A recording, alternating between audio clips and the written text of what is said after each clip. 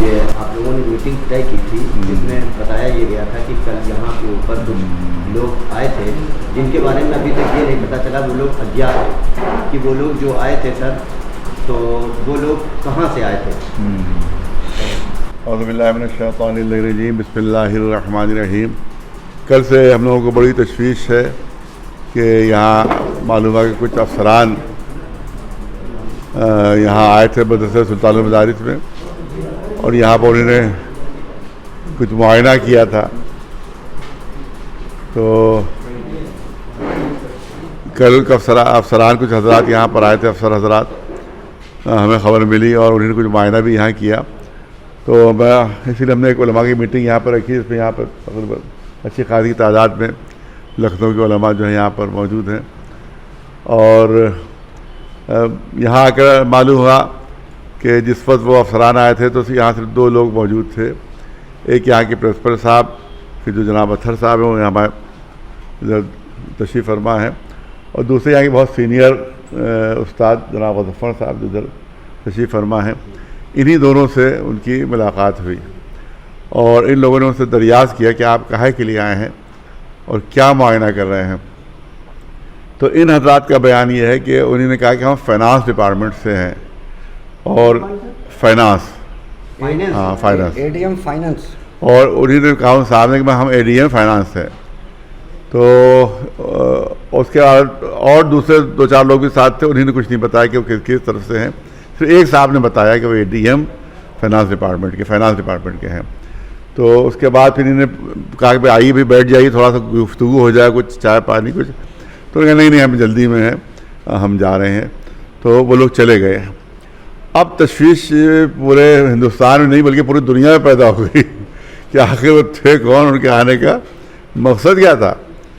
तो उसके बाद वो शाम को रात में शमील शब्दी साहब ने एडीएम साहब से बात की। जो एडीएम साहब वो हैं हुसैनाबाद ट्रस्ट के सेक्रेटरी, क्योंकि उन्हीं के अंडर में ही है सुल्तानुल मदारिस जो है, वो हुसैनाबाद ट्रस्ट के जो सेक्रेटरी जो एडीएम हैं उनके अंडर में है। उससे शमील शब्दी साहब ने बात की कि भाई इस तरह से खबर मिल रही है कि ये मेडिकल कॉलेज में इसको दिया जा रहा है। तो उनका नहीं, हमारी तरफ से ऐसी कोई प्रपोज़ल नहीं है। ये उन्होंने शमील शमसी साहब को जवाब दिया। अभी हमने डीएम साहब को फ़ोन किया कि उससे ज़्यादा पोजीशन ले लें, तो मालूम हुआ कि अभी वो मीटिंग में है और अभी मीटिंग के बाद जो है वो बात करेंगे, ये अभी मालूम हुआ। उसके बाद इसके जो ट्रामा सेंटर है उसके हेड हैं डॉक्टर हैदर अब्बास साहब, क्योंकि मामला मेडिकल कॉलेज का भी है। तो उनसे हमने सुबह फ़ोन किया उनसे कि आप ज़रा मालूम कीजिए कि मेडिकल कॉलेज में क्या मामला है, वहाँ की तरफ से कोई प्रपोज़ल है इसका लेने का। तो उनको अभी थोड़ी देर पहले फ़ोन आया कि उन्होंने वहाँ का जो स्टेट अफसर है, यानी जो प्रॉपर्टी देखता है स्टेट अफसर, उससे बात की। तो उससे कहा नहीं हमारा तो कोई आदमी नहीं गया वहाँ और हमें तो कोई इसकी इत्तला नहीं। और अब रजिस्ट्रार साहब से भी पूछ लीजिए। तो उनका रजिस्ट्रार साहब शायद किसी मीटिंग में है, वो उससे भी बात दरियाफ्त कर लेंगे और उससे पता चलेगा कि भाई वहाँ मेडिकल कॉलेज का कोई आदमी था उसमें साथ में।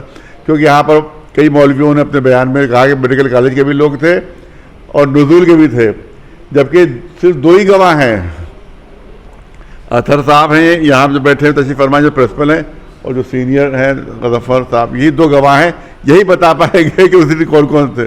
सब अपनी अपनी तरफ से जो है वो जो फजूल अपनी तरफ से उसमें गड़गड़ का बयान किया जा रहा है कि साहब इधर के थे उधर के थे। अब आप यहाँ थे ही नहीं तो इधर के उधर के कहाँ से आप बता रहे हैं। अब जो आपका बयान जारी हो रहा है इसके बाद से ये जो लोग हैं यही असली लोग हैं।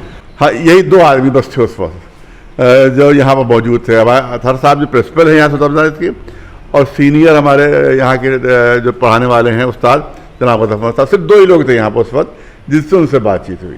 तो ये लोग ये बता रहे हैं, यहाँ पर आपके सामने मौजूद हैं, ये यहाँ भी ये भी मौजूद हैं और वो भी मौजूद हैं। तो यही बता रहे हैं कि एक आदमी सिर्फ कहा था कि हम हम जो एडीएम फाइनेंस है, बकिया दो तीन लोग और थे, उन्होंने कुछ नहीं बताया कि हम कहाँ तो आगे ये तहदीद हो गई कि ये लोग आए थे। अब इसके बाद में आपका जो आज मीटिंग हुई इसमें आप लोगों ने अपनी क्या रूपरेखा तय की, आगे क्या हाँ, है? पहली बात तो ये है कि डीएम साहब से अभी बात होगी, अभी क्योंकि हमने फ़ोन 2-3 मरतबा मिलाया तो मालूम को मीटिंग में अभी बिजी हैं और ये पता चला कि वो बाद में बात करेंगे मीटिंग ख़त्म होने के बाद। तो तो डीएम साहब से बात होना है और मेडिकल यूनिवर्सिटी के रजिस्ट्रार साहब से बात होना है, 2 से बात होना है, क्योंकि ये 2 मेन लोग हैं जो हमें बताएंगे कि इसमें कहाँ तक हकीकत है, कहाँ तक सच्चाई है। तो आज शाम मेरे ख्याल में रात तक मामला जो है वो क्लियर हो जाना चाहिए कि इसमें कितनी सच्चाई है और कितनी हकीकत। कोई बात करने के लिए कोई डेलीगेशन तय किया गया, कुछ नाम तय किए गए? नहीं, अभी लोग डेलीगेशन में बात करने के लिए जाएंगे? नहीं, डेलीगेशन नहीं, अभी तो फ़ोन पर हम मालूम करेंगे उनसे, और उसके बाद अगर डेलीगेशन की ज़रूरत पड़ी तो डेलीगेशन भी उसके पास जाएगा, उससे जाके मालूम करेगा भाई इस सिलसिले में आप जो पूरी दुनिया पे इस पर जो है वो हड़कंप मच गया है, क्योंकि ये हिंदुस्तान के जो स्टूडेंट्स हैं पूरी दुनिया में फैले हुए हैं। यहाँ के जो सुल्तान बाजार के स्टूडेंट जो हैं पूरी दुनिया में फैले हुए हैं, हिंदुस्तान में भी है, हिंदुस्तान से बाहर भी हैं। तो हर जगह से फ़ोन आ रहे हैं कि भाई क्या मामला है, क्या मामला है। लिहाजा इसकी तहकीक बहुत ज़रूरी है। लिहाजा हम तो समझते हैं कि ये इसका बिल्कुल क्लियर होना चाहिए मामला, और अगर खुदा न खास्ता कुछ ऐसा प्रोग्राम है गवर्नमेंट का तो हम उसको अपोज करेंगे उसको, क्योंकि सुल्तान मदारिस जो है ये हमारे दादा भी, हमारे जो परनाना थे जैसा कि है कि वो इसके फाउंडर थे, और एक सिलसिला इस पर उनका भी मिलता है, जनाब खुर्रम सुल्तान खुर्रम से भी सिलसिला मिलता है जो हमारे जद थे, और हमारे दादा भी इसमें पढ़े हैं, हमारे वालिद भी इसमें पढ़े हैं, हम पढ़े हैं, हमारे चचा इसमें पढ़े हैं, जितना हमारे ख़ानदान के जितने लोग सब इसी सुल्तान बाजार से फारिग हुए हैं। लिहाजा ये हमारी मादर दरगाह है, इसको हम यहाँ से जाने नहीं देंगे। ये हमारा साफ ऐलान है गवर्नमेंट की तरफ से, गवर्नमेंट के लिए, कि हम इस पर यहाँ से हटने नहीं देंगे, इसको यहीं पर रहना है, यहीं पर इसको अगर लीज़ की टाइमिंग ख़त्म हो गई तो टाइमिंग बढ़ाई जाए उसकी। और दूसरी चीज़ ये है कि और भी बहुत से इदारे ऐसे जिनकी लीज़ ख़त्म हो गई है, लिहाजा ऐसा नहीं है कि वो लीज़ ख़त्म होने के बाद फ़ौरन कब्ज़ा हो जाता है। नहीं, यहाँ पर जो पढ़ाई हो रही है, तालिब इल्म यहाँ मौजूद हैं, यहाँ पर स्टडी चल रही है। लिहाजा जब तक ये मदरसा की सूरत है तब तक ये मदरसा यहीं रहेगा, यहाँ के अलावा कहीं नहीं जा सकता है। जैसे कल सोशल मीडिया पे 2 लोगों के बयान आए थे, अली जनाब मौलाना सैफ अब्बास साहब और मौलाना यासूब अब्बास साहब का। यासूब अब्बास साहब ने एक बयान में कहा था कि एक कमेटी तश्कील दी गई जिसमें मैं और आप और सैफ अब्बास साहब, शायद एक और कोई नाम बताया उन्होंने, 3 लोग थे। तो क्या उन लोगों को इस मीटिंग में नहीं बुलाया गया? नहीं, कोई कमेटी की खबर नहीं हमें, कोई ऐसी कमेटी नहीं? नहीं, हम पे तो नहीं, इतला नहीं किसी कमेटी की इतला नहीं हमें, और हम तो सोशल मीडिया देखते ही नहीं हैं। साफ बात है कि सोशल मीडिया पर व्हाट्सएप ये तमाम चीज़ें, हमारे फेसबुक आज 8 साल से फेसबुक नहीं खोली हमने। तो हमें नहीं खबर कि फेसबुक पर क्या बयान आया और सोशल मीडिया पर क्या बयान आया, हमें नहीं खबर, किसी भी कमेटी की हमें खबर नहीं। अगली मीटिंग कब होगी? अगली मीटिंग इन लोगों से मालूमात के बाद होगी, रजिस्ट्रार साहब से, जो मेडिकल यूनिवर्सिटी के, मेडिकल कॉलेज यूनिवर्सिटी, अब तो कॉलेज यूनिवर्सिटी है, मेडिकल यूनिवर्सिटी के जो रजिस्ट्रार साहब हैं उनसे मालूमात करने के बाद और डीएम साहब से मालूमात करने के बाद फिर अगली मीटिंग इंशाल्लाह फिर होगी। उसमें नहीं, अभी नहीं, जब तक कंफर्म ना हो जाए, हमारी तरफ से कोई ऐलान नहीं है, जब तक कंफर्म ना हो जाए। और बताया कि 2 ही सिर्फ गवाह हैं, और जो कुछ भी लोग कह रहे हैं सब अभी अपनी तरफ से फर्जी बातें कर रहे हैं, क्योंकि यही से मालूम हो सकता है कि कौन कौन लोग थे। इन्हीं दोनों से, आप इन दोनों से खुद पूछ लीजिए कि वहाँ कौन लोग थे और किस तरह की क्या बात हुई। तो वैसे वहाँ कहा, किसी मौलाना ने कहा कि साहब मेडिकल कॉलेज के लोग भी आए थे, तो ये सब फर्जी उनकी अपनी तरफ से कहा कि सब नुज़ूल की भी उसमें लोग थे, ये भी फर्जी है, क्योंकि ये बताएगी कि नुज़ूल के थे कि नहीं थे। पूछ लिया तो उसमें किसी ने नहीं कहा कि हम नुज़ूल से हैं, किसी भी ने नहीं कहा कि हम मेडिकल कॉलेज से हैं। एक साल सिर्फ कहा कि हम फाइनेंस डिपार्टमेंट से। एडीएम ने खुद अपना तारुफ कराया कि हम एडीएम, हाँ सिर्फ, हाँ, लिहाजा बहुत सब फर्जी बातें हैं जो कही जा रही फर्जी बातें हैं। एडीएम फाइनेंस हूँ, हाँ बस, और मैं आया हूँ मेडिकल कॉलेज के सिलसिले में, हमें कुछ करना है, समझ रहे हैं। आपने पर्चा देना है जी।